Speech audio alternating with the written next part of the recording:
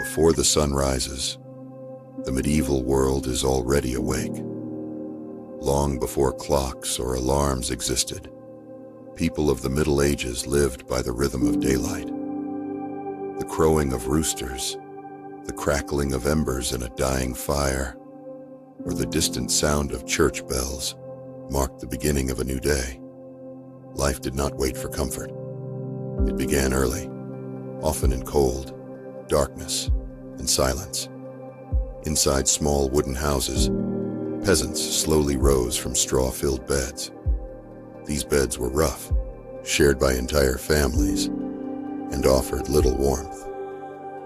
Wool blankets helped, but winter mornings were especially harsh. Smoke from the hearth lingered in the air, stinging the eyes and filling the room with the smell of burning wood. For most medieval people, the fire was the heart of the home. It provided warmth, light, and a place to cook. Before dawn, someone, often the woman of the household, would carefully revive the fire, blowing gently on the embers to bring it back to life. As the sky slowly brightened, daily labor began. For peasants, who made up the vast majority of the population, life revolved around the land. Fields needed tending, animals needed feeding, and tools needed repairing. Men prepared to plow fields with wooden plows pulled by oxen or horses, while women milked cows, gathered eggs, and baked coarse bread made from barley or rye. Children worked too. From a very young age, they helped their parents by carrying water, collecting firewood, or watching over animals. Childhood in the Middle Ages was short, and survival depended on every pair of hands. Breakfast was simple and small, often just bread dipped in ale or thin porridge. Clean drinking water was rare, so weak ale was safer and consumed by adults and children alike. In towns and cities, mornings were just as busy. Craftsmen opened their workshops, blacksmiths hammered iron, cobblers repaired shoes, and weavers worked at their looms.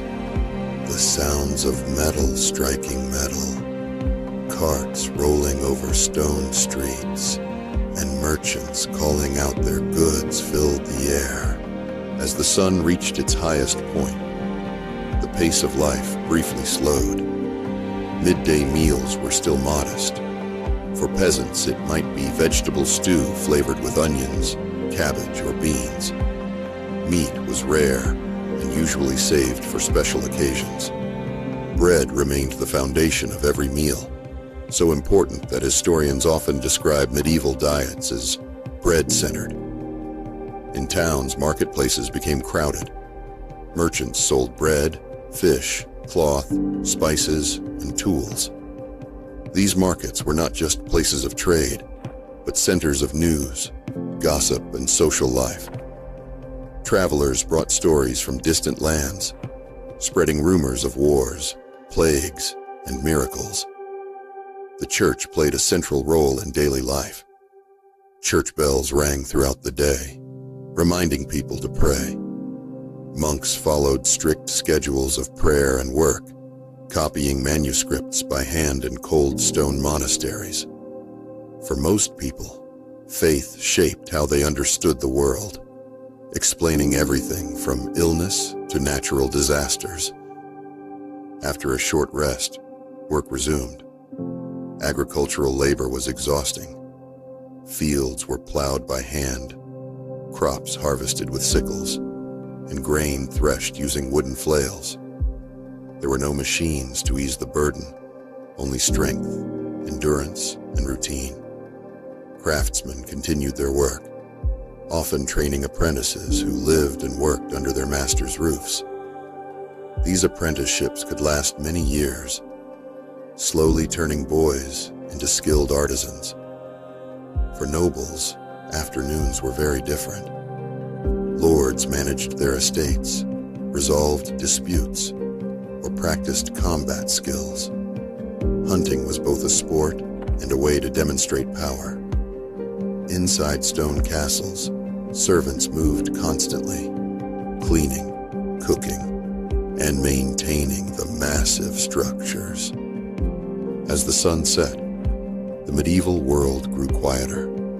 Peasants returned home, tired and covered in dirt. Animals were secured for the night, tools stored away, and fires lit once more. Evening meals were the largest of the day, but still simple. Families gathered around the fire, sharing food and stories. With no artificial lighting beyond candles or firelight, nights were dark. People talked, repaired clothing, or listened to tales passed down through generations. In towns, taverns filled with laughter, arguments, and music. Ale flowed freely, and these places offered warmth and companionship in an otherwise harsh world. When night fully arrived, most people went to sleep. Darkness in the Middle Ages was deep and dangerous. Streets were unlit, and crime was common. Inside homes, doors were barred, and families slept close together for warmth and safety. For many, sleep came quickly after a long day of labor. Tomorrow would bring the same routine: work, prayer, survival. This was a day in the Middle Ages, a life shaped by labor, faith, and the rising and setting of the sun. Simple, exhausting, and uncertain, yet deeply